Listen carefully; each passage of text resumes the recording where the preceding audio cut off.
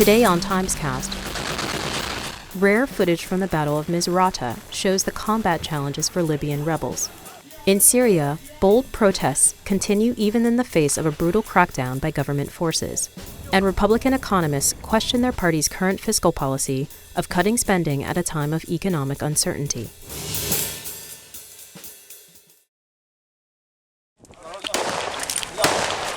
This spring, a fight for the future of Libya raged through the streets of Misurata. This man, Hamid Shweli, risked his life trying to push pro-government forces away.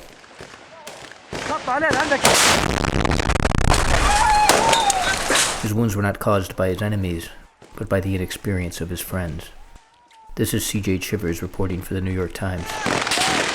The battle in Misurata was one of the central struggles in the rebels' effort to resist and overthrow the regime of Colonel Muammar al-Gaddafi.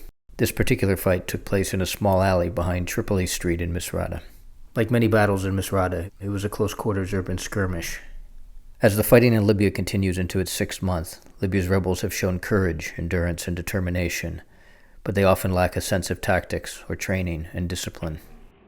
This video, shot by independent journalist Andre Leon on April 24th, shows both the rebels' inexperience and the speed with which some of them have learned. At this moment, rebels with an M40 recoilless rifle tried to shatter a wall roughly 25 meters away, behind which they had surrounded a group of pro-Gaddafi soldiers.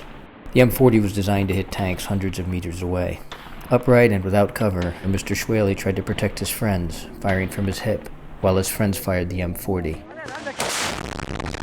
Watch as white-hot bits of metal and pieces of the wall blow back, hitting Mr. Shweli, who releases his rifle, staggers backwards, and collapses. He has been hit high in the thigh, an often fatal wound. If his femoral artery has been severed, he will rapidly bleed to death. He calls out.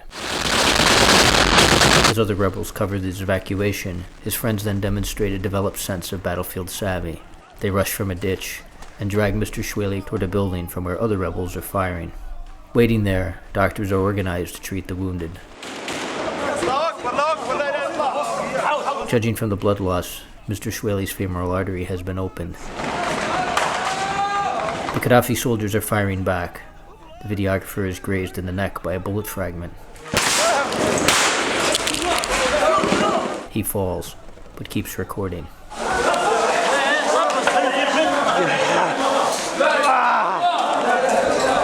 The M40 should have been fired from much further back, up this alley, toward the walls behind which the Gaddafi soldiers were hiding.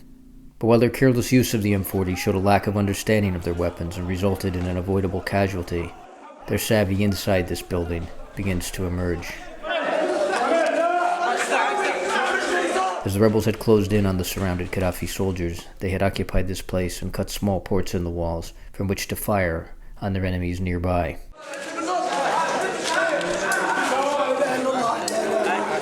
And they had opened a mouse hole in an interior wall so they could approach their enemies without exposing themselves and evacuate casualties the same way.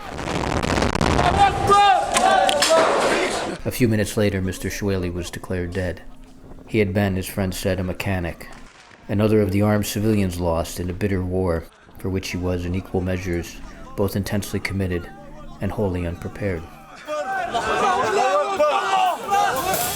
Syrian President Bashar al-Assad faces increasing international pressure to stop his brutal crackdown of demonstrations. But so far, his forces have not backed down, and neither have protesters. Tens of thousands of Syrians took to the streets today. The protests were not unusual. But this month, the Syrian military and security forces retook two of the most restive cities in the country, Hama and Deir ez-Zor. And there were fears among some activists that the retaking of those two cities might limit the size of the demonstrations. Thousands still turned out, and although they were unable to gather in a central square, their simple presence in the streets sent a strong message of defiance against a government that has shown every indication of trying to crush the uprising by force. For weeks, there seemed to be growing international pressure on Syria. But in the past couple of days, the pressure seems to have subsided, at least anecdotally. For days, there was speculation that President Obama would call on President Assad to finally step down. For weeks, the Obama administration has escalated its criticism of the Syrian regime, but stopped short of calling for Mr. Assad to resign. President Assad has lost the legitimacy to lead. and it is clear that Syria would be better off without him. Earlier this week, Turkish Foreign Minister Ahmet Davutoglu visited Damascus, and Turkish officials say they were going to give Mr. Assad 2 weeks to bring about meaningful reform.